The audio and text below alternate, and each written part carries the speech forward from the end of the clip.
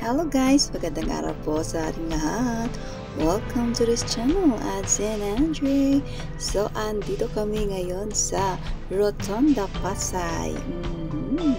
Ayan, at kami ay pupunta sa Baclaran. Pero syempre, dito lang kami sa Onang Mall. Kami ay maghahanap ng dress ni Andre. So, iikot muna kami at hahanapin namin kung saan ang mga dress ng bata. So, eto na ang dress ni Andre. Siyempre, mabilisan lang. Hindi pwedeng ikot-ikot. Uwian na agad. Tapos may natsambahan kami na nag-aaway. Ayan. May traffic enforcer na.